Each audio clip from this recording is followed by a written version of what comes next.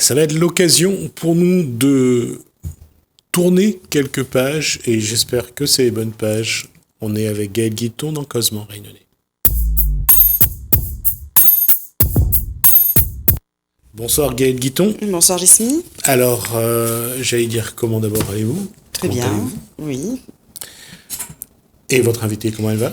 Très bien, j'espère. Isabelle Waro-Joly, voilà, qui est là aujourd'hui. Oui. Alors, je commence souvent par une petite anecdote. Alors, la petite anecdote, c'est que pendant le confinement, avec Marius et mon mari, nous étions tous les trois ensemble. Ça s'est très bien passé, hein, je vous rassure. Alors, pour vous expliquer, je parle pas créole. Mon mari, il est métropolitain, il parle pas créole. Et mon fils, il parle pas créole. Et du coup, on a décidé d'ouvrir les fables de la Réunion pour essayer de parler un peu créole à la maison. Vous pouvez mieux montrer ce magnifique recueil de fables de la Réunion. D'accord. Je vais l'ouvrir aussi. D'accord. Oui, juste à dire, ça fait combien de temps que c'est dans les librairies? L'année dernière. Ça fera une année bientôt. Oui, c'était pour Noël. Parce qu'il c'est sorti pour Noël l'année dernière. C'est sorti pour Noël parce que on lui a offert à Noël pour Marius. On n'a pas eu l'occasion d'en parler sur le plateau de Non, pas encore. Je savais que je devais le faire. Je vous présente mes excuses.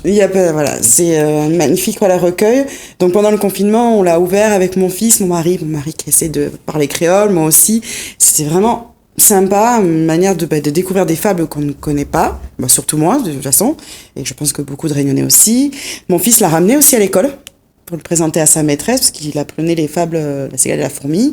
Donc je lui ai dit, emmène-le à l'école pour montrer autre chose à la maîtresse aussi. Elle a beaucoup aimé de toute façon. Il compte le ramener plusieurs fois dans l'année. Donc voilà, je voulais vraiment présenter ce magnifique recueil. Non, bravo, c'est magnifique. C'est un magnifique ouvrage. Je le confirme. Merci. Ce qui compte aussi, c'est le contenu. Oui, aussi. Ne vous inquiétez pas, si c'est pas bon dans le contenu, on vous le dira aussi avec la même franchise. Très bien. Voilà, j'invite Isabelle à en parler, du coup. Alors, Isabelle, votre nom c'est Waro. Et puis Joly aussi, parce que maintenant j'écris sous les deux noms. Hein, D'accord, ok. Non, c'est juste au moins pour que les gens aient ce nom en tête, et on va essayer, nous, de communiquer là-dessus. Très bien. Donc, l'année dernière, j'étais donc au Salon du Livre à Paris. Je vois qu'il y a les fables des Antilles, les fables de la Guyane. Moi, je connaissais déjà les fables de la Réunion. Je me disais, nous, les nôtres, quand même, il faudrait les sortir un peu. Qu'est-ce qu'on en fait? Dès que je suis rentrée à la Réunion, je suis allée voir si elles avaient été traduites. Et je me suis aperçue que, bien sûr, nous avions des fables éditées pour la première fois en 1828. Premier livre écrit en créole. Et puis, étudié à l'université. Alors là, tout le monde a étudié les fables, mais personne n'a pensé les mettre en français et aussi les mettre en avant pour la population. Parce que quand même, ça fait partie de notre patrimoine. Alors donc, je m'y suis mise, j'ai travaillé dessus. Mon mari a fait les illustrations, Gérard Joly. Et donc, on a pu éditer ce recueil, donc créole, puisque c'est le premier texte, c'est d'abord en créole. Et français, donc que j'ai traduit un peu difficilement, parce qu'il y avait plein de mots qui n'existaient plus. Donc j'ai interprété, parce que c'est ce qu'on peut faire. Alors, on va quand même rappeler que le créole réunionnais est basé sur un vieux français. Oui. Et ça, c'est quelque chose qu'on n'a pas tendance à se souvenir, et c'est vrai que pour certains métropolitains qui viennent à La Réunion, de retrouver certains mots du vieux français, ça les surprend. Donc, rappelons quand même que dans le créole, il y a aussi ces racines-là, et c'est important qu'on s'en souvienne. Tout à fait. D'ailleurs, c'est un professeur de français qui a traduit en créole, après plusieurs années donc d'enseignement à La Réunion, qui a traduit en créole les fables de La Fontaine, mais il n'a pas fait que les traduire. Il a réinventé un monde créole, des fables à partir des situations que les gens vivaient à l'époque. D'accord. Ce monsieur est toujours à La Réunion, il est déjà parti? 19e siècle. D'accord. Il est mort depuis longtemps. Non, c'était juste pour savoir, est-ce qu'on pouvait avoir le livre? Oui. Est-ce qu'on pourrait le présenter ici sur ce plateau, venir avec cet ouvrage et le présenter? J'aimerais bien qu'on puisse le présenter aussi. Il faudrait se trouver. Moi, j'ai une vieille édition photocopiée, puisque 1828. Ouais.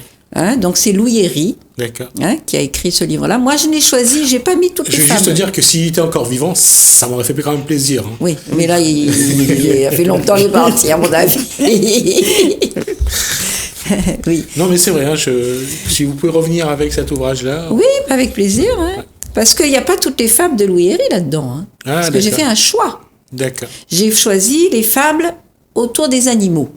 Parce qu'en D'accord. plus, on avait quelques animaux. Et puis, il y a des animaux qui ne sont pas non plus là, mais qu'il a repris aussi avec La Fontaine. Et donc, et avec les fables de Louis Rich, je suis allée aussi fouiller chez Georges Fourcade. Ah. Dans Histoire la case. Fouiller pourquoi? Parce que les fables de Fourcade étaient cachées dans les histoires. Donc il fallait aller vraiment les sortir, à part le Papang et le Tang, qui est la seule qui est connue, il y en avait d'autres. Donc je suis allée fouiller pour les trouver, et après j'en ai trouvé une aussi d'Auguste Vincent, qui a écrit une seule fable. Donc j'ai fait un recueil de ces 3 écrivains pour pour proposer des fables avec les animaux qu'on a ici. D'accord. Ouais. Ce travail vous a demandé combien de temps? Le temps ne veut rien dire. Quand on est passionné, moi je passe des nuits quand je suis passionnée pour écrire. Je suis allée faire des recherches à l'université pour voir ce qui était écrit et tout ça, et puis surtout pour voir ce qui avait été fait avec ces fables. Et alors j'ai été très heureuse quand j'ai vu qu'il n'y avait rien qui avait été fait. J'ai dit, allez hop, allons faire une affaire. D'accord. Entre la lecture des documents que vous avez trouvés et d'aller chercher la substance moelle de ce que vous vouliez, ça vous a demandé combien de temps? Quelques mois, on va dire, mais vraiment, j'y allais vraiment. Chaque fois, je suis allée plusieurs jours de suite à Saint-Denis, et puis pendant une semaine, j'étais dans les fables de La Réunion, et après, il a fallu le temps de faire le choix, de traduire, mais en même temps, j'avais quand même le recueil de base, donc ça me permet aussi de travailler chez moi. On parle d'Arnaud Bazin ou... Ah non, directement le livre des Louis Herry. Ah d'accord, ok. Oui, non, parce que j'ai une bonne bibliothèque, heureusement, ça aide pour travailler. D'accord. Je vous laisse conduire. Oui, moi je pense que, c'est pour ça que je l'ai passé à Marius pour qu'il l'emmène à l'école. Je pense que l'étudier à l'école, ce serait vraiment bien, garder un peu la culture qu'on a. C'est des textes magnifiques. On en retrouve en plus la Verne de l'époque. Oui, de l'époque. Non, mais du spécialiste. J'ai perdu le nom, merci. La Fontaine. Ouais. Et voilà, et puis en plus, on entend encore beaucoup dire, est-ce qu'on peut parler créole à l'école? Mais on peut en parler, ça reste lyrique, ça reste très beau. Et puis les enfants, ils partent aussi dans leur imaginaire avec des animaux qu'ils ne connaissent pas ou qui peuvent revenir. Donc ça peut être amené à la discussion à l'école. Et le livre, surtout, il est magnifique. Comme cadeau à Noël, ça approche. C'est très beau dans une bibliothèque. Il y a le salon du livre jeunesse normalement qui devrait se faire. Donc et c'est pour ça que Isabelle est là aujourd'hui pour présenter les livres qui sera au salon du livre. Et même à l'école, pour moi, il devrait y avoir cet ouvrage dans chaque bibliothèque de l'école.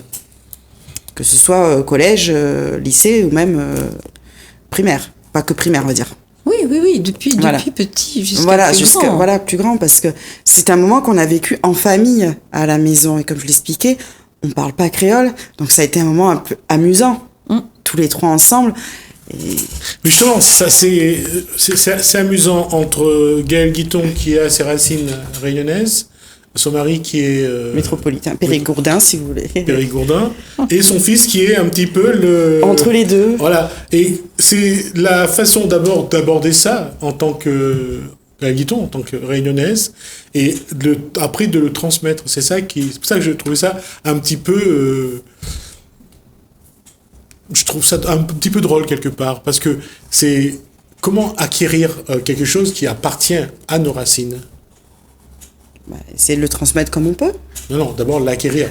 Oui. Mais moi je lis beaucoup, donc depuis que je l'ai dit, depuis que je suis à La Réunion, ça fait 2 ans, je me suis beaucoup intéressée à la littérature pays. Et donc ça a été une manière pour moi d'apprendre mes origines, parce que j'ai vécu toute ma vie en métropole. Et pour moi, la meilleure façon d'apprendre, c'est de lire. C'est vrai. J'y tiens énormément.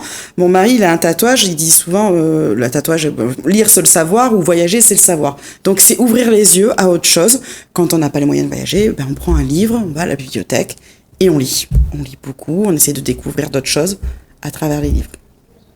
Mon fils, il apprend des choses sur La Réunion à travers des livres jeunesse. Alors, qu'est-ce que Gaël Guiton, après je parlerai de son fils, a commencé à trouver de La Réunion dans cet ouvrage? Alors, après, c'est les beaux mots, en fait. Quand on ouvre ce livre, déjà, il est beau. C'est les beaux mots, c'est voyager, c'est les belles illustrations. Là, on part dans notre imaginaire. Là, on part dans... On pense un peu à notre école, quand on était à l'école et qu'on apprenait les fables de La Fontaine. Voilà. On revit ces petits moments-là avec notre enfant. D'accord. Voilà. Et ça a ramené quelques souvenirs de l'enfance. l'enfance? On replonge en enfance. C'est toujours bien. D'accord. Quel est le conte qui a été le plus marquant? Non, tous. Non, j'ai pas de préférence. C'est tous, ils ont une histoire, une morale. Voilà. D'accord. Et d'ailleurs, j'ai commencé par une fable la plus connue, enfin une des plus connues que moi j'ai appris aussi petite en français, donc je suis contente de la découvrir en créole. Vous pouvez commencer le début, le livre. Ah oui. La fourmi ensemble les grêlés. Pas ensemble, hein? Ah ben voilà, le grêlé. Le grêlé, c'est le grillon. Le grillon. Créole. Non, c'est bon, le grillon. Et donc, donc c'est vraiment le mot pays qui était employé déjà au 19e, ça. Hein. Au bras sec, dans le pléau de Brilé, à prosfrisser ma Véronique, l'avait un sang-mêlaire grêlé, qui sentait toujours son musique, ni n'embarrasse pas l'endemain, dans toute la saison l'hivernase, son vive les trouver dans le ciment. À faire va souhait pour faire plantase, mais v'là que beau temps l'a fini. Vive n'a point la frayerante. Pauvre grêlé la reste au Camille. Comment va manger son plein ventre? À force vient son imagination, lui dit, moi connais quoi que m'affaire, mon voisin fourmi bon nation. Va prête à moi mon nécessaire, les cours la case fourmi, les cogner rondement. Tine fourmi crie derrière la porte. Qui ça qui cogne si hardiment? Quelque chose pour vendre? Alors apporte. Les grêlés répondent. Moi la grand faim. La fourmi guette aller par derrière son rire. Les dit grêlés, vous trop malin? Prends pas moi pour votre couverture? Comme vous y fait soir et matin? Dans l'eau vous mirez votre figure? Grêlés revire. Tiens pas votre fissant. Vous c'est que moi content badinaz. Moi t'es santé continuellement, ça même l'était tout de mon ouvrage. En morgognant, fourmi dit, vous calamaca, moi ne donnera pas vous un bicycle. Si vous t'en content la musique, vous pouvez danser la polka. Il comprend, hein? Oui. Et j'ai oublié le mot. La cigale et la fourmi. Oui. La cigale ayant chanté tout l'été. Oui, nous, n'a pas une cigale, mais un grillon, il chante pareil. Et la dernière phrase, c'était, vous avez, dans le conte de la cigale, c'était quoi la dernière phrase? Maintenant, danser... Si vous... là, je suis dans mon créole, il connaît plus. Non, il faut que j'appelle mon fils pour ça. C'est lui qui l'a appris ça. Il reste le créole, il va aller La Fontaine est parti. Tant pis. La question, ça montre... Non, c'est bien. Et justement, là, je reviens à Marius. Comment, quand on lit ce genre de conte à un enfant de 8 ans qui comprend le créole, mais qui s'est plutôt moqué de nous. Moi et mon mari, parce qu'on essaie de lire chacun son tour, parce que c'était compliqué. Ouais. Franchement, c'est compliqué de lire le créole, surtout quand on sait pas le parler. Et voilà, il s'est beaucoup moqué de nous. Donc, c'était vraiment un moment ludique, familial. J'insiste beaucoup. C'était tous les trois ensemble à rigoler. Et je pense que moi, je me suis dit, il faut le lire en famille. Oui, c'est un jeu, finalement. Voilà, il faut le lire en famille. J'ai un souvenir, par exemple, où j'avais cherché pour mes parents, à un moment donné, il y avait des BD Astérix et Obélix traduits en créole. Moi, j'ai bataillé pour trouver. Je crois que c'est Orphie, à l'époque, ça date un moment, qui avait traduit. Donc, j'avais offert aussi. Et pareil, ça a été un moment familial où on avait essayé chacun son tour de parler créole, faire les bulles, là. Très drôle. C'est très drôle. Et puis surtout, on apprend aussi des choses derrière, parce qu'après, il y a la traduction, donc on peut après l'apprendre en français. Et je me voyais vraiment dans ce genre-là, dire, j'insiste beaucoup à l'école, qu'il y ait des personnes qui arrivent et qui parlent le bon créole, et après, derrière, les enfants qui peuvent faire la traduction ou en parler, c'est un moment ludique et sympa. Oui, puis après, comparer la fable avec celle de La Fontaine. Oui, aussi. Parce que c'est pas tout à fait le même esprit, on va dire. Non, parce que c'est ça, le parler créole, justement. En parler français, il y a une façon de faire, et parler créole, c'est une autre façon d'être aussi. C'est ça, c'est ça. Et c'est là où, quand on parle en créole ou on écrit en créole, on le fait vraiment différemment. On ne fait pas juste une transcription ou une traduction. Oui. Ça va plus loin. Ça m'a toujours été surpris lorsqu'on traduisait un texte du français en anglais ou de l'anglais en français. Les professeurs d'anglais s'arrachaient les cheveux parce que c'est vraiment pas c'est pas littéral, quoi. On passe pas d'un mot à un autre comme ça et en gardant le même ordre. Oui, c'est un concept du monde. Ouais. Parce que là, on va dire vraiment qu'on a un univers créole, un univers réunionnais donc du fin 19e. Et en même temps, on découvre finalement qu'il y a des choses qui sont communes, mais qu'il y a des choses qui sont spécifiques. Et il y a un humour créole. Et c'est ça qui est intéressant avec ces fables-là, c'est qu'on découvre vraiment un humour. C'est rigolo. Et puis le ton qu'on va utiliser quand on va lire la fable, parce qu'il faut la lire à voix haute. Oui. À voix basse, c'est pas pareil. Eh bien, on va mettre un humour, on va rire, on va imaginer ces deux petits personnages qui marchent là-dedans. Et donc, on va repartir dans le 19e. Et en même temps, on retrouve des choses du créole de maintenant. Il y a vraiment un voyage. C'est comme un voyage dans le temps et dans la société réunionnaise longtemps. Et là où on le voit depuis les années 70, lorsqu'on a commencé à parler de créolisation, d'alphabétisation, on a vu la difficulté de passer du créole au français. Et là, ce qui est bien, aujourd'hui, je pense qu'on a passé cette étape-là. Ceux qui veulent qu'on parle français n'ont plus peur de parler créole, et même ceux qui parlent créole ne craignent plus le français. Je crois que c'est ça qui change et qui fait que on peut passer du français au créole ou du créole au français sans avoir peur de perdre ce qu'on est. Oui. Ben d'ailleurs, moi, très souvent, un coup je cause créole, un coup je cause français, je mélange selon l'interlocuteur, puis il y a des moments, il y a des choses qu'il ne peut pas dire autrement qu'en créole, quoi. Ouais. Parce que c'est la langue du cœur, Ouais. de toute façon. Et je le vois dans cette démarche que vous avez menée à travers ce travail, justement, que vous avez réalisé, c'est qu'il y a un besoin aussi d'exprimer en créole, j'allais dire, la réunionalité, ce qui est la réunion. Je pense qu'on a besoin de l'exprimer. Bien sûr. Parce qu'en même temps, le créole, c'est notre langue maternelle. Il veut dire que c'est notre langue du cœur. Et il n'y a pas beaucoup de lieux, finalement, publics où on peut exprimer ce qu'on a dans le cœur. Et c'est quelque chose que je dis pas souvent, mais là, je vais le dire parce que je pense qu'il doit jouer qu'Isabelle Waro est dedans. C'est qu'il y a un moment, il faut quand même qu'on se rende à l'évidence. On ne peut pas nier ce que l'on est. Et ce que l'on est, c'est qu'on est des Réunionnais. Et là, on a besoin de le dire. Et je pense que certaines générations arrivent à un moment où ils doivent l'exprimer. Et je pense qu'à travers ça, vous exprimez aussi cette fibre réunionnaise qui est en vous. Oui, d'ailleurs, ça c'est un livre que j'ai offert à ma mère, qu'il a offert à ses amis. Parce que jusqu'à la Deuxième Guerre mondiale, les enfants apprenaient les fables créoles à La Réunion. Ah, d'accord. Et à un moment, ça a été, on les a plus trouvés. Et donc, elle était vraiment heureuse de les revoir, de les redécouvrir. Alors, je sais pas si on les apprenait à l'école ou pas, mais en tout cas, c'était connu. Et puis donc, comme on était début XXe siècle, peut-être qu'il y avait eu une continuité. Et celui qui a remis aussi ces fables en chemin, c'était Fourcade. Oui.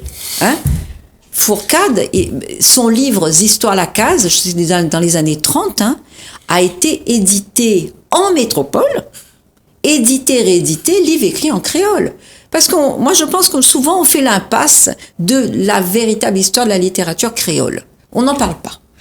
En fait, c'est ce que j'allais dire. Fourcade, lui, il avait ce qu'on appelle un passe-droit. Lui pouvait parler du créole. Mais rares étaient les auteurs qui étaient capables et qui se sentaient capables de le faire.